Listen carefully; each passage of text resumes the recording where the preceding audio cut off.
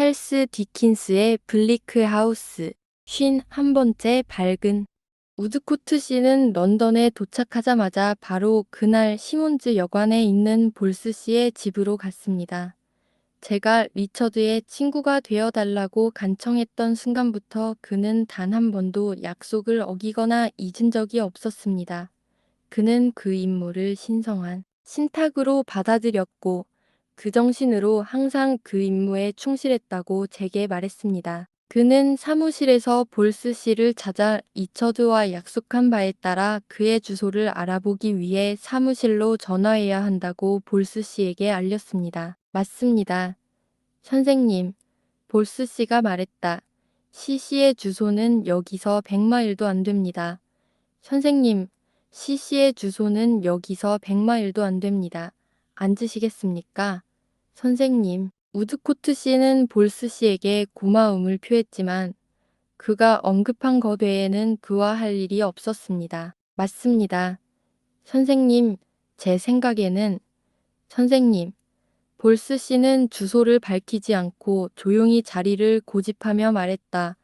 선생님께서 CC에게 영향력을 행사하고 계신 것 같습니다. 사실 알고 있습니다. 저는 그 사실을 전혀 몰랐습니다.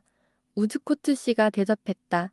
하지만 당신이 가장 잘 알겠죠. 선생님, 볼스 씨가 평소처럼 차분한 목소리로 다시 말했다. 제 직업상 의무 중 가장 잘 아는 것이 중요합니다. 제게 자신의 관심사를 털어놓는 신사분을 연구하고 이해하는 것도 제 직업상 의무 중 하나입니다.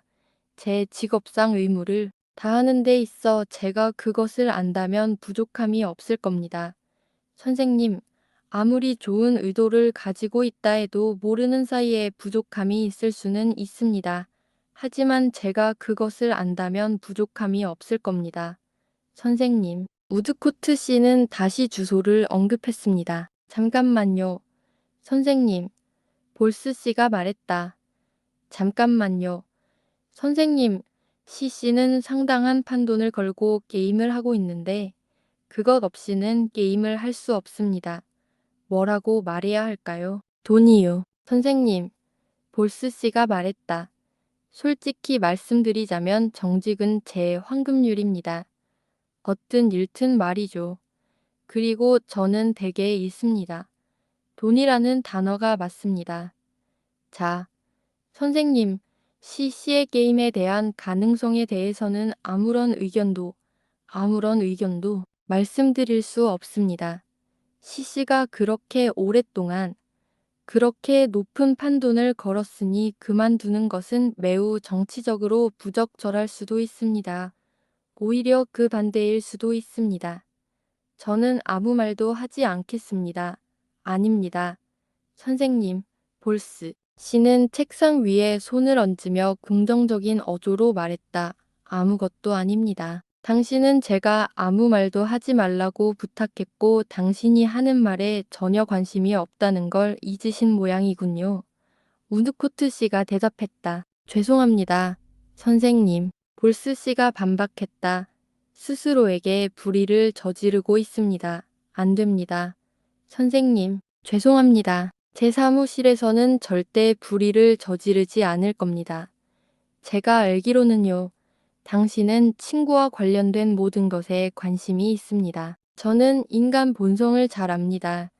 당신처럼 보이는 신사가 친구와 관련된 일에는 관심이 없다는 것을 잠시라도 인정하는 것은 용납할 수 없습니다. 글쎄요. 우드코트 씨가 대답했다. 그럴 수도 있겠네요. 저는 특히 그의 연설에 관심이 있습니다. 숫자는 말씀드렸습니다만 볼스 씨가 괄호를 두르고 말했다. 이미 말씀드린 것 같습니다. CC가 이 상당한 판돈을 걸고 계속 도박을 하려면 자금이 있어야 합니다.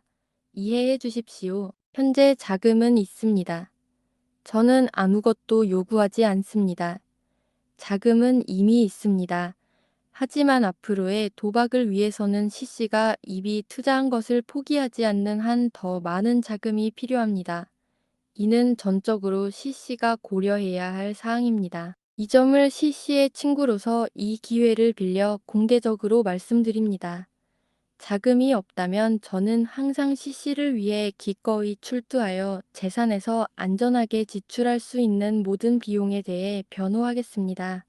그 이상은 절대 용납하지 않겠습니다. 그 이상은 누군가에게 잘못을 저지르지 않고는 할 수 없습니다. 저는 제 사랑하는 세 딸이나 톤튼 계곡에서 저에게 전적으로 의존하고 있는 존경하는 아버지, 혹은 누군가에게 잘못을 저지르게 될 것입니다.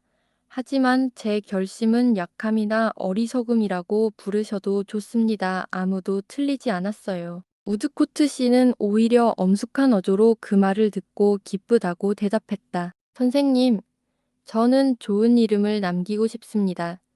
볼스 씨가 말했다. 그래서 기회가 될 때마다 CC의 친구에게 CC의 처지를 솔직하게 털어놓습니다. 저에 대해 말하자면, 선생님, 저는 일꾼으로서 품삯을 받을 자격이 있습니다. 제가 일손을 쏟겠다고 약속한다면 저는 그렇게 하고 제가 받는 만큼의 대가를 받습니다.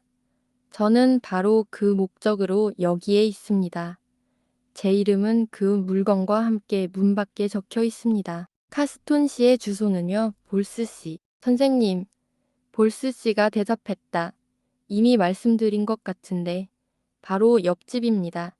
2층에는 CC의 아파트가 있습니다. CC는 전문 상담사와 가까이 있고 싶어 하시는데 저는 반대하지 않습니다.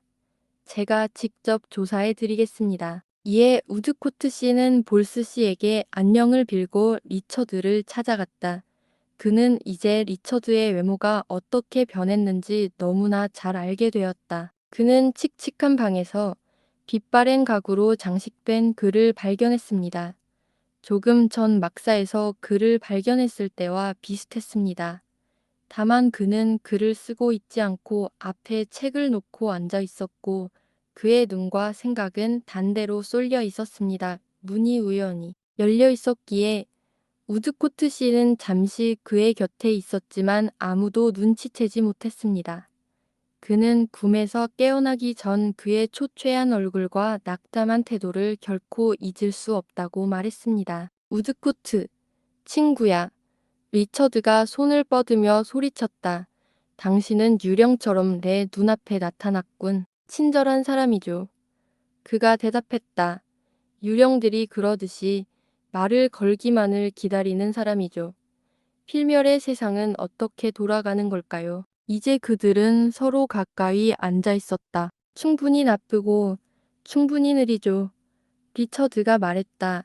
적어도 제 입장에서는 그렇습니다. 그게 무슨 부분이야? 대법원 부분입니다. 아직 잘 진행되고 있다는 소식을 듣지 못했습니다. 우즈코트 씨가 고개를 저으며 대답했다. 나도.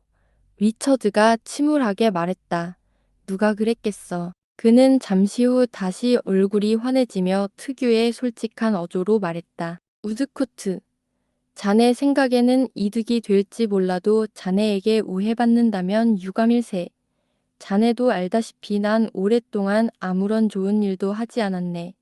큰 잘못을 저지르려는 의도는 없었지만 그 외에는 아무것도 할 수 없었던 것 같군. 네. 운명이 나를 올가맨 그물에 걸리지 않았더라면 더 잘했을지도 모르지만 그렇게 생각하지는 않아. 자네가 아직 듣지 못했다면 곧 아주 다른 의견을 듣게 될 거라고 감히 말하네. 긴 이야기를 짧게 하자면 나는 뭔가를 원했었어. 하지만 이제 내게는 뭔가가 있고, 아니, 그 물건인 알을 가지고 있고, 그것에 대해 이야기하기엔 너무 늦었어. 있는 그대로의 나를 받아들이고, 나를 최대한 활용하게 좋은 거래입니다. 우드코트 씨가 말했다. 그 대가로 저에게도 그만큼 해주세요. 아, 당신은 리처드가 대답했다. 당신은 예술 그 자체를 위해 노력할 수 있고 쟁기에 손을 얹고도 결코 뒤돌아보지 않을 수 있고 무엇이든 목적을 이룰 수 있어요. 당신과 나는 완전히 다른 존재죠. 그는 후회하는 듯한 어조로 말하며 잠시 지친 상태에 빠졌다. 좋아, 좋아. 그는 소리를 지르며 떨쳐냈다. 모든 것에는 끝이 있어. 두고 보자. 그러니 나를 있는 그대로 받아들이고 나를 최대한 활용하겠다는 건가? 그래, 정말 그럴게. 그들은 웃으며 악수했지만 진심 어린 진심이 담겨 있었다. 그들 중 한 명은 내 진심을 담아 대답할 수 있을 것이다. 당신은 신의 선물과도 같군요. 리처드가 말했다. 여기서 볼스 말고는 아무도 못 봤어요. 우드코트, 우리 조약을 맺기 전에 꼭 한 가지 말씀드리고 싶은 게 있어요. 그러지 않으면 당신이 날 속일 수 없을 거예요. 감히 말씀드리는데 저는 사촌 에이다에게 애착이 있어요. 우드코트 씨는 내가 그에게도 그렇게 넌지시 말했다고 대답했다. 자, 제발. 리처드가 대답했다. 저를 이기심 덩어리로 생각하지 마세요. 제 권리와 이익만을 위해 이 비참한 대법원 소송 때문에 제가 머리를 맞대고 가슴이 찢어지는 줄로 생각하지 마세요. 에이다의 소송은 제 소송과 밀접하게 연관되어 있습니다. 분리될 수 없습니다. 볼스는 우리 둘 다에게 도움이 됩니다. 생각해 보세요. 그는 이 문제에 대해 매우 세심한 주의를 기울였기 때문에 우드코트 씨는 그에게 어떠한 불의도 저지르지 않을 것이라고 강력히 보장했습니다. 있잖아. 리처드는 그 문제에 대해 애처롭게 말했지만 그의 태도는 무뚝뚝하고 꾸밈없는 태도였다. 자네처럼 정직한 사람이 친절한 얼굴을 하고 여기 온 이상 이기적이고 비열하게 보일 생각은 추호도 할 수 없네. 우즈쿠트, 나 자신뿐 아니라 에이다도 바로잡히는 걸 보고 싶네. 나 자신뿐 아니라 에이다도 바로잡히게 하고 싶네. 나 자신뿐 아니라 에이다도 바로잡기 위해 온 힘을 다하고 싶네. 나 자신뿐 아니라 에이다도 구해내기 위해 온갖 수단을 다하고 싶네.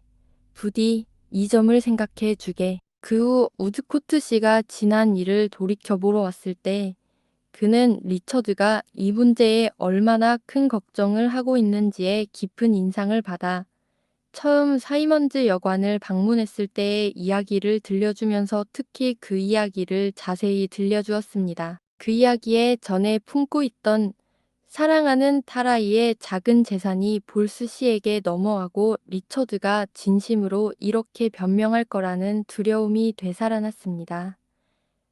제가 캐디를 돌보기 시작했을 때 바로 그때 면담이 이루어졌고 이제 캐디가 회복되고 나와 내 사랑 사이에 그늘이 아직 남아있던 때로 돌아가겠습니다. 그날 아침 예이다에게 리처드를 만나러 가자고 제안했습니다. 예이다의 망설임과 기대했던 만큼의 뜨거운 반응이 아니었기에 조금 놀랐습니다. 여보, 내가 말했다.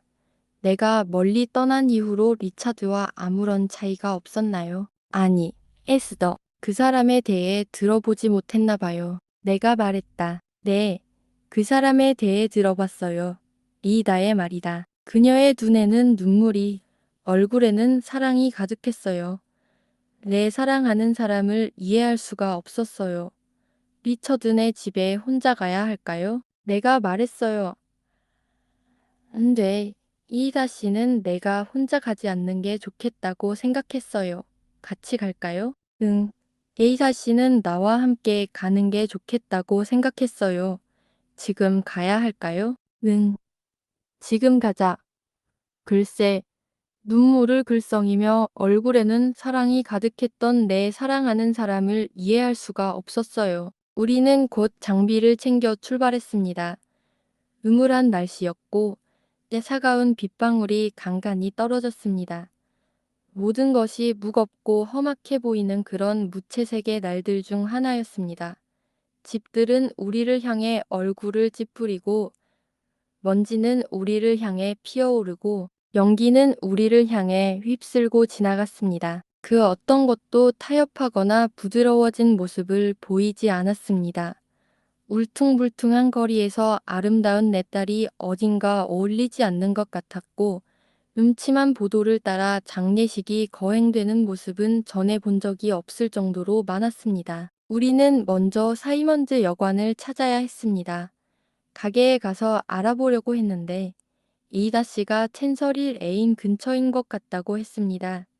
여보, 그 방향으로 가면 그리 멀리 나가지 않을 거예요. 내가 말했습니다. 그래서 챈서리 레인으로 갔는데 거기에서 과연 사이먼즈 여관이 적힌 것을 보았습니다. 우리는 그 번호를 알아내야 했다. 아니면 볼스 씨 사무실로 가도 돼. 내가 떠올렸다. 볼스 씨 사무실이 바로 옆에 있거든. 그러자 에이다 씨가 말했다. 아마 저 구석에 있는 게 볼스 씨 사무실일 거야. 그리고 정말 그랬다. 그러자 질문이 떠올랐습니다. 바로 옆집 두 집 중 누구일까요? 저는 한쪽으로 가고 제 애인은 다른 쪽으로 가는데 역시 제 애인이 옳았습니다. 그래서 2층으로 올라갔더니 연구차처럼 생긴 판넬에 리처드의 이름이 큼지막한 흰색 글씨로 적혀 있었습니다. 노크를 했어야 했는데 이이다 씨는 손잡이를 돌려 들어가는 게 나을지도 모른다고 했습니다. 그렇게 우리는 리처드에게 다가갔고 먼지 쌓인 종이 뭉치로 덮인 테이블을 유심히 들여다보았습니다. 마치 그의 생각을 비추는 먼지 쌓인 거울 같았습니다. 어디를 봐도 불길한 단어들이 반복해서 나오는 것이 보였습니다. 잔다이스, 잔다이스. 그는 우리를 매우 다정하게 맞아주었고 우리는 자리에 앉았다. 조금만 일찍 오셨더라면 그가 말했다. 우드코트를 여기서 만나셨을 겁니다. 우드코트만큼 좋은 사람은 없었을 겁니다. 다른 사람들이 일의 절반을 해야 해서 못 올까봐 걱정할 텐데 틈틈이 시간을 내서 찾아주시는 거죠. 게다가 그는 너무나 쾌활하고 생기 넘치고 분별력 있고 진지하고 저와는 다른 모든 면이 있어서 그가 오면 세상이 환해지고 그가 가면 세상이 어두워집니다. 그가 나에게 진실을 말해줘서 신이 그를 축복해줬으면 좋겠다. 라고 나는 생각했습니다. 에이다, 그는 볼스와 내가 평소처럼 그렇게 낙관적이지는 않아. 리처드는 서류 뭉치 위로 낙담한 표정을 지으며 말을 이었다. 하지만 그는 외부인일 뿐이고 미스터리에는 관여하지 않아. 우리는 미스터리 속으로 들어갔지만 그는 들어가지 않았어. 그런 미궁에 대해 많이 알 거라고 기대할 순 없지. 그가 다시 서류를 넘기며 두 손을 머리 위로 쓸어 올리는 동안 나는 그의 눈이 얼마나 움푹 들어가고 커 보이는지, 입술이 얼마나 건조한지, 손톱이 모두 깨물려 있는 것을 알아챘습니다. 리처드, 여기가 살기에 건강한 곳이라고 생각하시나요? 내가 물었다. 미네르바, 여긴 시골도 아니고, 리처드가 특유의 괴활한 웃음소리와 함께 대답했다. 여기는 시골도 아니고, 쾌적한 곳도 아니야. 해가 쨍쨍 내리쬐는 날이면 탁 트인 곳에서 밝게 빛나고 있을 거라고 꽤 큰 돈을 걸 수도 있어. 하지만 지금 이 순간만큼은 괜찮아. 사무실이랑 볼스 근처니까. 아마도 내가 암시했다. 둘 다 바뀌는 것 같아요. 괜찮을지도 몰라요. 리처드는 말을 마치며 억지로 웃음을 터뜨렸다. 궁금해할 필요 없어요. 하지만 이제 그건 한 가지 방식으로만 올 수 있어요. 차라리 두 가지 방식 중 하나라고 해야겠어요. 에스더, 소송이 끝나든가 아니면 구원자가 끝나든가 둘 중 하나죠. 하지만 소송은 끝나야 해요. 아가씨, 소송은 끝나야 해요. 아가씨. 이 마지막 말은 그의 가장 가까이 앉아있던 에이다에게 한 말이었다. 그녀의 얼굴이 나에게서 그를 향해 돌아서 있었기에 나는 그녀의 얼굴을 볼 수 없었다. 우린 아주 잘하고 있어. 리처드가 말을 이었다. 볼스에게 물어보면 알겠지. 우리는 정말 빙빙 돌고 있어. 볼스에게 물어봐. 우리는 그들에게 쉴 틈을 주지 않아. 볼스는 그들의 모든 구불구불한 길을 알고 있고 우리는 어디에나 있어. 우리는 이미 그들을 놀라게 했어. 우리가 그 잠자는 놈들의 둥지를 깨울 거야. 내 말 명심해. 그의 희망은 오랫동안 그의 낙담보다 나에게 더 고통스러웠다. 그것은 희망과는 너무나 달랐고 희망이 되려는 그토록 맹렬한 결의를 품고 있었으며 그토록 갈망하고 열망했지만 동시에 강요되고 지속될 수 없다는 것을 너무나 의식하고 있어서 오랫동안 내 가슴을 뭉클하게 했다.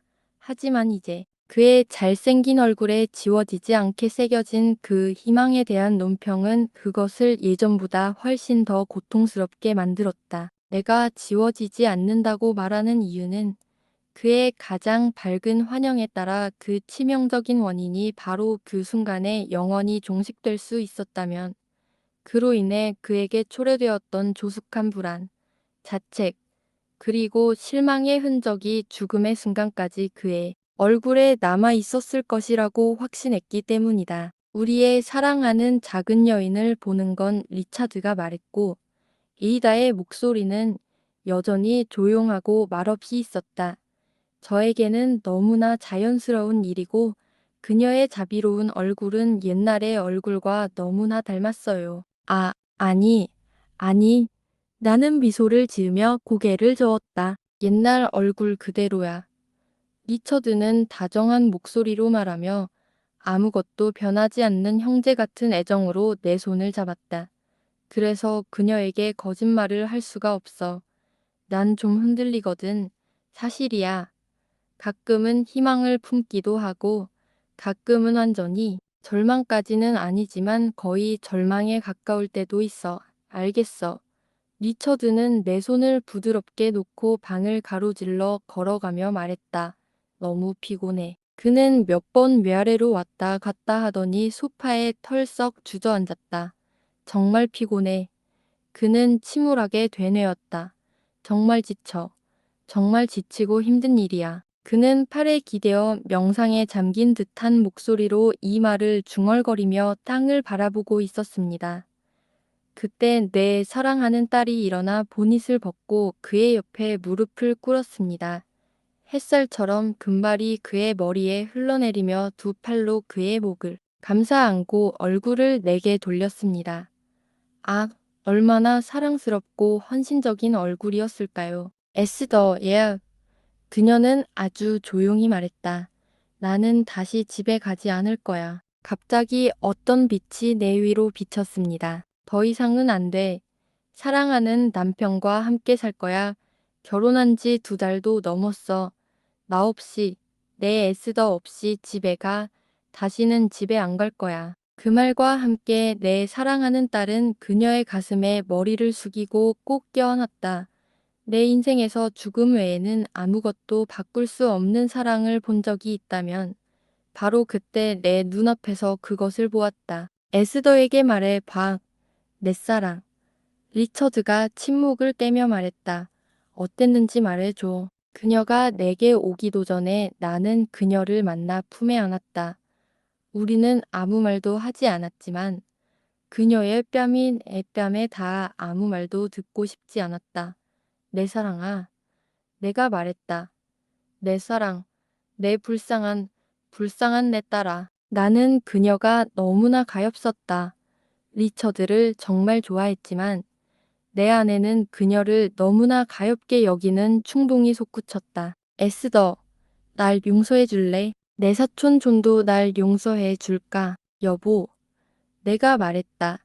잠시라도 의심하는 건 그에게 큰 잘못을 저지르는 거야. 그리고 도대체 나로서는 무엇을 용서해야 하겠는가? 나는 흐느끼는 내 사랑하는 딸의 눈물을 닦아주고 소파에 그녀 옆에 앉았고 리처드는 내 반대편에 앉았다. 그들이 처음으로 나를 속이고 그들만의 즐거운 방식으로 이야기를 나누던 그 색다른 밤이 생각나는 동안 그들은 서로에게 그 일이 어땠는지 말해주었다. 내가 가진 건 리차드의 것뿐이었어요. 이다의 말이다. 그리고 리차드는 그것을 받아들이지 않았어요. 에스더, 내가 그를 너무나 사랑하는데 그의 아내가 되는 것 외에는 어떻게 할 수 있었겠어요. 훌륭한 더든 부인, 당신은 너무나 바쁘고 친절하게 일하셨는데 어떻게 그런 때에 당신과 이야기를 나눌 수 있었겠어요. 게다가 그건 오랫동안 숙고한 결정이 아니었어요. 어느 날 아침 우리는 나가서 결혼했거든요. 에스더, 다 끝났을 때 내 사랑하는 딸이 말했다. 난 항상 너에게 어떻게 말해야 할지, 어떻게 해야 가장 좋을지 고민했어. 때로는 내가 직접 알아야 한다고 생각했고, 때로는 내가 알지 못하고 내 사촌존에게 비밀로 해야 한다고 생각했지. 어떻게 해야 할지 알 수 없어서 몹시 초조했지. 이런 생각을 미리 하지 못했다니 얼마나 이기적이었을까? 지금 와서 무슨 말을 했는지 모르겠다. 너무나 미안했지만 동시에 그들을 너무나 사랑했고 그들이 나를 사랑해 주는 것이 너무나 기뻤다. 그들을 너무나 불쌍히 여겼지만 동시에 그들이 서로 사랑하는 것에 일종의 자부심을 느꼈다.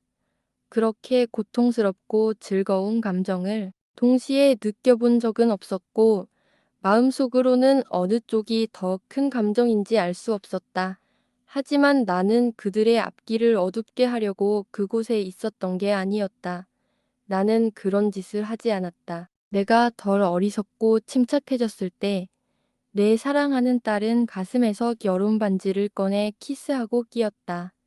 그때 나는 어젯밤이 생각나 리처드에게 결혼한 이후로 아무도 없는 밤에 반지를 끼고 다녔다고 말했다. 그러자 에이더는 얼굴을 붉히며 어떻게 알았냐고 물었다. 그러자 나는 에이다에게 베개 밑에 숨겨진 그녀의 손을 봤다고 말했는데 왜 그런지는 거의 생각하지 못했다고 말했다. 그러자 그들은 모든 것이 다시 끝났다고 말하기 시작했고 나는 다시 후회와 기쁨을 느끼기 시작했고 다시 어리석어졌다. 그리고 그들의 마음을 상하게 할까봐 최대한 평범한 내 얼굴을 감추려고 했었다. 그렇게 시간이 흘러 마침내 돌아갈 생각을 해야 할 때가 왔습니다. 그때가 되자 그 어느 때보다 최악이었습니다. 내 사랑하는 딸이 완전히 무너져 내 목에 매달려 생각나는 온갖 이름으로 나를 부르면 없이 어떻게 해야 하냐고 물었습니다. 리처드도 별반 다르지 않았습니다. 그리고 저는 만약 제가 애쓰더 내가 그렇게 한다면 다시는 너와 말하지 않을 거야 라고 엄하게 말하지 않았더라면 그 셋 중 가장 최악이었을 것입니다. 정말이에요. 내가 말했다. 저는 그런 아내를 본 적이 없어요. 남편을 전혀 사랑하지 않는 것 같아요. 리처드, 제발 제 아이를 데려가 주세요. 하지만 나는 내내 그녀를 꼭 껴안고 있었고 얼마나 오랫동안 울었는지는 알 수 없었다. 이 사랑하는 젊은 부부에게 알려드리죠. 내가 말했다. 저는 내일 다시 돌아올 예정이고 사이먼즈 여관이 저를 보는데 지쳐버릴 때까지 계속 왔다 갔다 할 거예요. 그러니 작별 인사는 하지 않을 거예요. 리처드, 이렇게 빨리 돌아오는데 작별 인사를 해봤자 무슨 소용이겠어요. 나는 내 사랑하는 사람을 그에게 주었고 이제 떠나려고 했지만 그 소중한 얼굴을 한 번 더 바라보고 싶어서 머뭇거렸고 그 얼굴은 내 마음을 사로잡아 돌이킬 수 없게 만들었다. 그래서 나는 즐거운 마음으로 그들이 나에게 돌아오라고 격려해주지 않는 한 내가 그런 자유를 누릴 수 있을지 확신이 없다고 말했다. 그러자 내 사랑하는 딸아이가 눈물 속에서 희미하게 미소를 지으며 올려다보았다.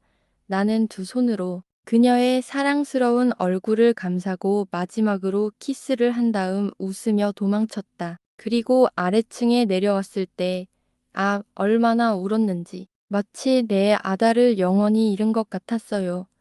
아다가 없이는 너무 외롭고 텅 비어 있었고, 아다를 다시 만날 희망도 없이 집으로 돌아가는 게 너무나 쓸쓸해서 어두컴컴한 구석에서 흐느끼며 울면서 잠시나마 위로받을 수 없었어요. 나는 잠시 꾸중을 듣고 나서 정신을 차리고 마차를 타고 집으로 돌아갔다. 세인트 올번스에서 만났던 그 불쌍한 소년이 얼마 전 다시 나타나 거의 죽어가고 있었다. 사실 그때 이미 죽어 있었지만 나는 몰랐다. 후견니는 소년의 안부를 묻기 위해 나갔다가 저녁 식사에 돌아오지 않았다. 완전히 혼자가 된 나는 다시 조금 울었다. 하지만 전반적으로 내가 그렇게 심하게 심하게 아프게 행동한 것 같지는 않았다. 사랑하는 사람을 잃은 슬픔에 아직 완전히 익숙해지지 않은 것은 당연한 일이었다. 몇 년 후 서너 시간은 그리 길지 않았다. 하지만 그녀를 두고 온 그 어색한 풍경이 머릿속에 너무 많이 떠올랐고 그 풍경은 마치 그림자가 드리워진 마치 돌처럼 차가운 풍경 같았다. 그녀 곁에서 어떻게든 그녀를 돌봐주고 싶은 마음이 간절했다. 그래서 저녁에 다시 찾아가 그녀의 창문만 올려다보기로 했다. 어리석은 짓이라고 감히 말하지만 그때는 전혀 그렇게 느껴지지 않았고 지금도 전혀 그렇지 않습니다. 찰리에게 털어놓고 해질녘에 나갔습니다. 사랑하는 딸아이의 낯선 새 집에 도착했을 때는 이미 어두웠고 노란 블라인드 뒤편에는 불빛이 있었습니다. 우리는 조심스럽게 서너 번 지나치며 위를 올려다보았고 볼스씨를 아슬아슬하게 지나쳤습니다. 우리가 집에 있는 동안 사무실에서 나온 볼스씨는 고개를 돌려 위를 올려다본 후 집으로 갔습니다. 그의 호리호리한 검은 형체와 어둠 속 그 구석의 쓸쓸한 분위기는 제 마음 상태에 좋았습니다. 저는 그런 어수선한 피난처에 마치 잔혹한 곳인 것처럼 갇혀있는 사랑하는 딸아이의 젊음과 사랑, 아름다움을 떠올렸습니다. 너무 외롭고 따분해서 나는 몰래 위층으로 올라갈 수 있을 거라고 확신했다. 찰리를 아래에 남겨두고 가벼운 발걸음으로 올라갔다. 가는 길에 보이는 희미한 등불 불빛에도 아랑곳하지 않았다. 잠시 귀를 기울였다. 퀴퀴하고 썩어가는 집안의 정적 속에서 그들의 어린 목소리가 들려오는 것 같았다. 사랑하는 사람에게 입맞춤하듯 연구차 같은 문짝에 입술을 대고 조용히 다시 내려왔다. 언젠가는 그들의 방문을 고백할 수 있을 거라고 생각했다. 그리고 정말 기분 좋았어요. 찰리와 저 외에는 아무도 그 사실을 몰랐지만 왠지 모르게 이다와 제 사이의 거리가 줄어들고 그 순간들을 위해 다시 함께하게 된 것 같은 느낌이 들었거든요. 저는 아직 그 변화에 완전히 익숙해지지는 않았지만 사랑하는 에이다를 맴도는 그 감정 덕분에 더할 나위 없이 행복했어요. 보호자가 집에 돌아와 어두운 창가에 생각에 잠긴 듯 서 있었다. 내가 들어가자 그의 얼굴이 맑아지고 자기 자리로 돌아왔지만 내가 자리를 잡자 그의 얼굴에 빛이 비치는 것을 느꼈다. 작은 여인이여, 그가 말했다. 너는 울고 있었구나. 네, 보호자님, 내가 말했다. 죄송하지만 조금 힘들었어요. 에이다 씨가 너무 힘들어 하셔서 정말 죄송해요. 보호자님, 나는 그의 의자 뒤에 팔을 얹었고 그의 시선에서 내 말과 그녀의 빈자리를 바라보는 내 시선이 그를 준비시켰다는 것을 알았다. 그녀는 결혼했나요? 여보. 나는 그에게 그 모든 사실을 말해주었고 그녀의 첫 번째 간청이 그의 용서에 관한 것이었음을 말해주었다. 그녀는 그럴 필요가 없어. 그가 말했다. 신이 그녀와 그녀의 남편을 축복하시기를. 하지만 내가 그녀를 불쌍히 여기는 마음이 먼저 들었던 것처럼 그의 마음도 마찬가지였다. 불쌍한 소녀, 불쌍한 소녀, 불쌍한 릭, 불쌍한 에이다. 그 후로 우리 둘 다 아무 말도 하지 않았는데 그가 한숨을 쉬며 이런, 여보, 황량한 집이 점점 얇아지고 있네 라고 말했다. 하지만 그 주인은 여전히 보호자입니다. 나는 그 말을 하기는 망설였지만 그가 슬픈 어조로 말했기에 용기를 내어 말했다. 그녀는 그 아이를 행복하게 해주기 위해 할 수 있는 모든 것을 할 거예요. 내가 말했다. 그녀는 성공할 거야. 내 사랑. 그 편지는 우리 사이에 아무런 차이를 만들어내지 못했다. 그의 옆자리가 내 자리가 되었다는 사실 외에는 이제는 아무런 차이도 없었다. 그는 예전처럼 밝고 아버지 같은 눈빛으로 나를 바라보며 예전처럼 내 손에 손을 얹고는 다시 말했다. 그녀는 성공할 거야. 여보. 하지만 황량한 집은 빠르게 얇아지고 있어. 더 작은 여자야. 그 문제에 대해 우리가 한 말이 이게 전부였다는 사실에 순간 후회가 밀려왔다. 나는 꽤 실망했다. 편지와 답장 이후로 내가 의도했던 모습 그대로가 아니었을까 봐 두려웠다. 다음 영상에서 52번째 이야기가 이어집니다.